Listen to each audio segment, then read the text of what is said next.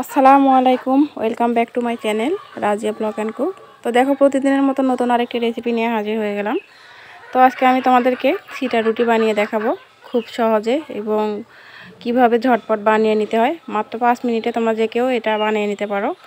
তো এটা টিপস সহ থাকছে, তার সঙ্গে নানান কথা কিভাবে খুব সহজে এটা বানাতে পারো সেইটা।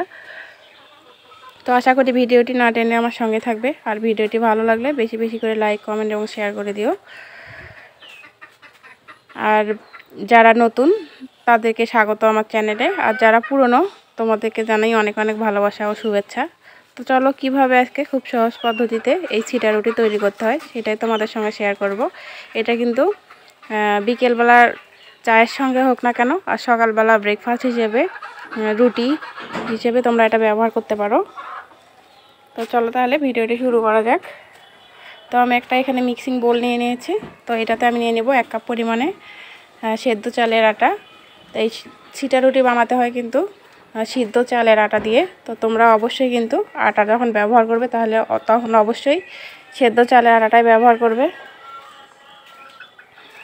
তো দেখো, এগুলো হচ্ছে বাজার থেকে কিনে আনা আটা। তো এইগুলোই আমি আজকে তোমাদেরকে সিটা রুটি বানিয়ে দেখাবো।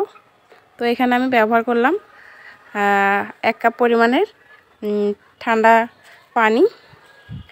তো এই পানিগুলো দিয়ে আমি 1 ঘন্টার মতো ঢেকে রাখছি।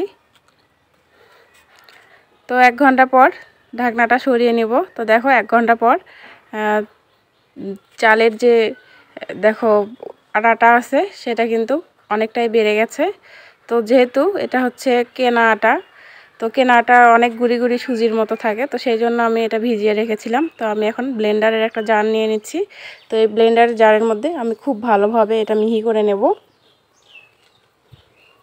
তো আমি এটাতে আর বাড়তি কোনো পানি ব্যবহার করব না। তো আমি যে পানিটা আগে দিয়েছিলাম ওইটাতে আমার কমপ্লিট হয়ে যাবে। তো এই সিটা রুটি কিন্তু সবাই তৈরি করতে পারে না। তো কিভাবে খুব সহজ পদ্ধতিতে তৈরি করতে হয় সেটাই তোমাদের সঙ্গে আমি শেয়ার করব। তো দেখো, আমি মিক্সিং বোলের মধ্যে ব্যাটারটা ঢেলে নিলাম, আর তার মধ্যে নিয়ে নিলাম 1/2 চা চামচ পরিমাণ লবণ দিয়ে আমি খুব ভালোভাবে মিক্স করে নিচ্ছি। তো আমি এখন চামচটা সরিয়ে হাত দিয়ে খুব ভালোভাবে মিক্স করে নেব। তো তোমাদেরকে আমি ঘনত্বটা দেখিয়ে দেব ঠিক কতটুকু। তো হাত দিয়ে যাতে ফোটা ফোটাভাবে না পড়ে সেটা খেয়াল রাখতে হবে। তো দেখো, সিটা রুটি কিন্তু এইভাবেও বানানো যায়। আবার হচ্ছে বোতলের মধ্যে তোমরা মুখাটা একটু ছিদ্র করেও কিন্তু বানাতে পারো। তো আমি যেহেতু ছিটিয়ে ছিটিয়ে সিটা রুটি তৈরি করব, তো সেটাই তোমাদেরকে দেখাবো কিভাবে পারফেক্টলি তৈরি করতে হয়। তো দেখো, চুলায় একটা ফ্রাই প্যান বসিয়ে দিলাম। এটা গরম হয়ে গেছে। এখানে আমি দিয়ে দেব 1 ফোঁটা পরিমাণে সাদা সয়াবিন তেল। তো যেহেতু বেশি পড়ে গেছে তারপরেও আমি টিস্যু দিয়ে খুব ভালোভাবে পুরো ফ্রাই প্যানের মধ্যে ছড়িয়ে দিচ্ছি।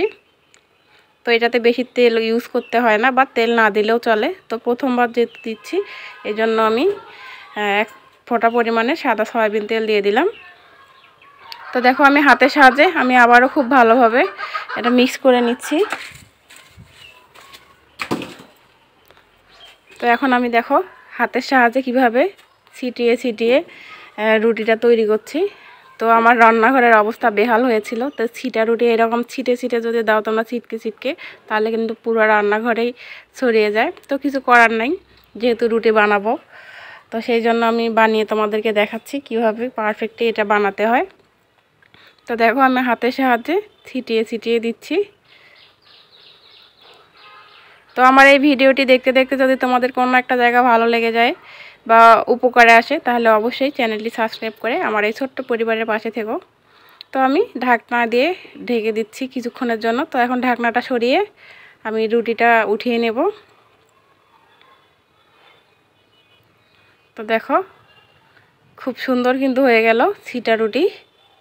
তো তোমাদেরকে কিছু শেখানোর জন্য আমি প্রতিদিন চেষ্টা করি নিত্য নতুন ভিডিও দেই কিছু না কিছু।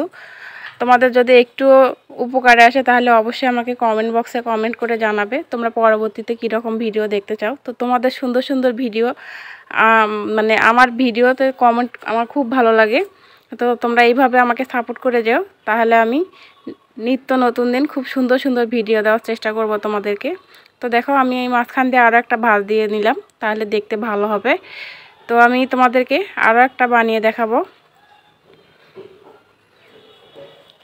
তোমাদেরকে কিছু শেখাতে পারলে আসলে আমার সার্থকতা। তোমাদের যদি কোনো উপকারে আসতে পারে আমার এই ভিডিওটি, তো আমার খুব ভালো লাগবে। তো অনেকেই অনেক রান্না জানে না, তাদেরকে শেখানোর জন্য মেইনত আমার হচ্ছে এই ভিডিও দেওয়া। তো তোমাদের উপকারে আসতে পারলে সত্যি আমার ভালো লাগবে। তো আমার এই ভিডিওগুলো দেখতে তোমাদের কেমন লাগে অবশ্যই কমেন্ট বক্সে জানিও। তোমাদের সুন্দর সুন্দর কমেন্ট আমার পরবর্তী ভিডিও দেওয়ার আরও বেশি বেশি করে উৎসাহ যোগায়। তো দেখো এটা আরও মাশাআল্লাহ অনেক সুন্দর হবে, এটা দেওয়াটা আরও বেশি সুন্দর হয়েছিল। তো প্রথমের দিকে মানে প্রথমটা একটু হইতে বেশি ভালো লাগে নাই দেখতে। তো এটা দেখো মাশাআল্লাহ এটা আরও সুন্দর হবে ইনশাআল্লাহ। তো এইভাবে আমি বাকিগুলো সব তোমাদেরকে বানিয়ে আমি দেখাচ্ছি। তো আবারও আমি ঢাকনা দিয়ে ঢেকে নিচ্ছি। তো এটার সঙ্গে কিন্তু হাঁসের মাংস, মুরগির মাংস অথবা গরুর মাংস যেটার সঙ্গে হোক না কেন, এটা কিন্তু খেতে ভীষণই মজা লাগে। তো দেখো বলেছিলাম এটা আরও সুন্দর হবে। তো দেখো এটাও কিন্তু আরও সুন্দর হয়েছে। তো এখন আমি বাকিগুলোও এইভাবে ভেজে নেব। তো তোমরা দেখতে থাকো।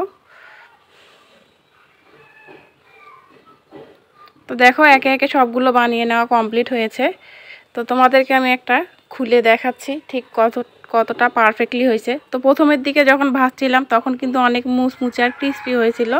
তো পরবর্তীতে কিন্তু কিছুক্ষণ পরে এগুলো চুপসে যায়, একদম নরম তেলতেলে হয়ে যায়। তো এটা কোনো সমস্যা না। তো এটা কিন্তু খেতে অসম্ভব মজা লাগে। আমি রিকোয়েস্ট করব তোমরা একবার হলেও বাসায় এইভাবে ট্রাই করবে। আশা করি পারফেক্টলি তোমরাও বানাতে পারবে। যে কেউ একবার এই ভিডিওটি মনোযোগ সহকারে যদি দেখো, তাহলে তোমরা যে কেউ এভাবে ছিটা রুটি তৈরি করতে পারবে। এটা কিন্তু অসম্ভব মজা খেতে। তো তোমাদেরকে একটা খুলে দেখাচ্ছি, দেখো কতটা পারফেক্টলি হয়েছে।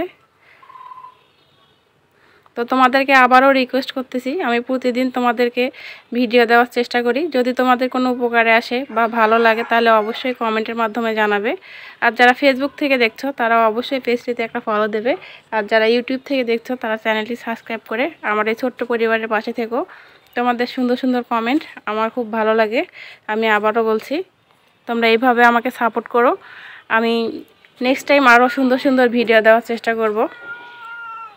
তো আজকে এই পর্যন্তই। ভালো থেকো, সুস্থ থেকো, আল্লাহ হাফেজ।